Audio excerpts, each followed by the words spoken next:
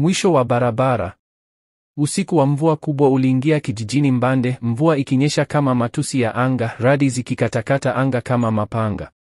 Wakati kila mtu alikuwa ndani, kijana mmoja wa miaka 19, Kado, alisimama nje ya nyumba yao ya udongo, macho yake yakikodoa msitu wa Marenga. Tangu akiwa mtoto, Kado aliota ndoto za msitu huo, mwangaza wa ajabu, sauti ya mwanamke ikimuita na kivuli cha giza kikimbizia. Wazazi wake wa kambo walimkataza kabisa kuingia msituni. Lakini usiku huu, sauti ile haikuwa ndoto. Ilisikika wazi. Kado, njoo. Bila kusita, Kado alivaa shati la kijani, akachukua tochi na bastola aliyorithi, kisha akaelekea msituni. Kila hatua ilizidi kufanya anga kuwa kimya, kana kwamba msitu unamngojea. Baada ya kutembea zaidi ya kilomita 2, alipishana na mzee mwenye joho jeupe na fimbo ya kijani iliyong'aa. Mzee akasema kwa sauti ya kina, umechelewa miaka 19. Lakini bado kuna muda. Wewe si wa hapa, Kado. Umetoka dunia nyingine. Ndani yako ipo nguvu ya mwisho. Jitu la kale limerejea. Na sasa linakutafuta.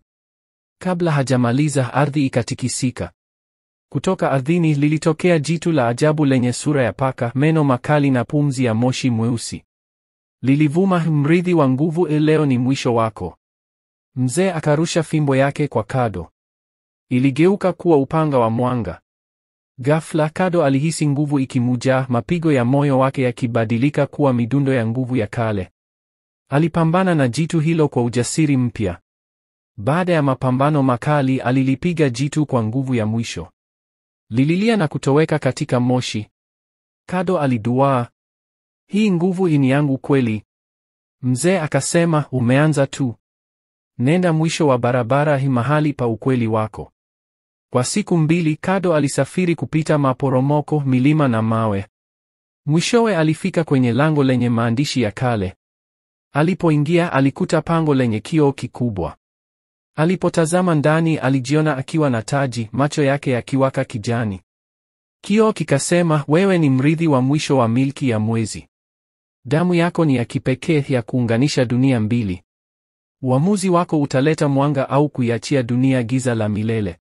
Mara kivuli kirefu kikatokea nyuma yake, kiongozi wa giza mwenye joho jeusi, macho mekundu yanayochoma moyo. Sahau maisha ya kawaida. Tumia nguvu zako, lakini hutakuwa tena binadamu wa kawaida, alisema kwa sauti ya huzuni na tishio. Kado akatazama mikono yake iliyowaka. Akasema kwa udhabiti, sipo hapa kwa maisha ya kawaida. Nipo kwa ajili ya ukweli. Alitoa mwanga mkubwa kutoka kifua chake, mwanga uliofunika kila giza, ukalitokomeza kabisa.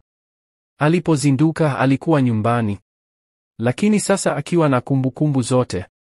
Alijua asili yake, jukumu lake na hatima yake. Dunia ilikuwa salama, lakini yeye hakuwa tena kijana wa kawaida.